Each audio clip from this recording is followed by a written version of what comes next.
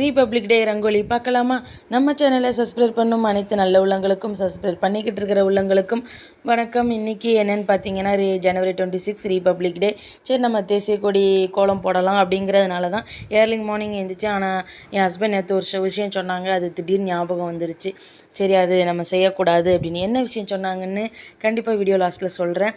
சின்ன பிள்ளையிலலாம் ரீபப்ளிக் டே எது, independence day எதுனே தெரியாமல் குழம்பி இருப்பேன். அது நான் அப்படி இருந்தேன், எல்லோரும் இருந்தாங்களான்னு தெரியாது. அப்படி இருந்தீங்கன்னா கண்டிப்பாக கமெண்ட் பண்ணுங்கள். அதுக்கப்புறம் ஒரு வயசுக்கு அப்புறம் தான் ஜனவரி 26 வந்து ரீபப்ளிக் டே, ஆகஸ்ட் 15 வந்து இண்டிபெண்டன்ஸ் டேனே தெரிய ஆரம்பிச்சது. சரி வாங்க, என் ஹஸ்பண்ட் என்ன சொன்னாங்கன்னு சொல்லலாமா? அது உங்ககிட்ட ஷேர் பண்ணுறேங்க, அவ்வளோதான். என்ன சொன்னாங்கன்னு பார்த்தீங்கன்னா, எப்போவுமே கோலம் போடுறதுக்கு ஒரு நாளைக்கு முன்னக்கூட்டியே 2 கோலம் சூஸ் பண்ணி வச்சுருப்பேன். அதில் ஏதாவது ஒன்று தான் நான் போடுவேன். நேற்று என் ஹஸ்பண்ட்ட 2 கோலம் சூஸ் பண்ணி, இந்த தேசிய கொடியில் 2 கோலம் நல்லா இருக்குது அப்படின்னு நான் கேட்டிருந்தேன். 2மே அழகாக இருக்குது, ஆனால் இந்த கோலம் நீ போடக்கூடாது அப்படின்ட்டாங்க.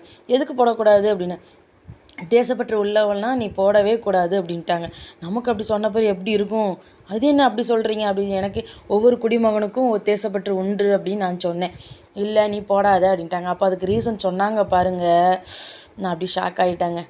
அப்படி இருந்துச்சு ரீசன். என்ன ரீசன் அப்படின்னு பார்த்தீங்கன்னா, நம்ம நல்லா இருக்கணும், நம்ம இங்கே சந்தோஷமாக இருக்கணும்னு பார்டரில் எல்லோரும் போராடிக்கிட்டு இருக்காங்க. அவங்க போராட்டத்துக்கு நடுவில் ஒரு சில பேர் அந்த உயிர் பேரும் தெரிஞ்சு அந்த ஜாப்பில் போய் அவங்க இருக்காங்க, நம்மளை காப்பாற்றுறதுக்காண்டி. அப்போ அவங்க நாளைக்கு உயிர் இறந்துட்டாங்க அப்படின்னாங்கன்னா, அவங்க மேலே போத்துற அது ஒரு மரியாதை. அந்த மரியாதையை நீ ரோட்டில் போட்டு கெடுத்துறாத. அதில் எல்லார் கால் மீதியும் படும். தேசக்குடிக்குன்னு ஒரு மதிப்பு இருக்குது, மரியாதை இருக்குது. நீ அதை கெடுத்துறாத.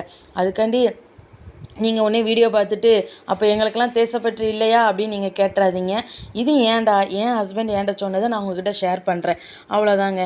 நீங்கள் அப்படி தேசப்பற்று உள்ளவங்கன்னா கால்படாத இடத்துல அந்த தேசியக்குடி கோலம் போடுங்க. என் ஹஸ்பண்ட் சொன்னது என் மனசு ரொம்ப உருக்கமாக இருந்துச்சு. அதனால் சிம்பிளாக இந்த கோலத்தை போட்டு முடிச்சிட்டேன். நெக்ஸ்ட் வீடியோ பார்க்கலாம். பாய்.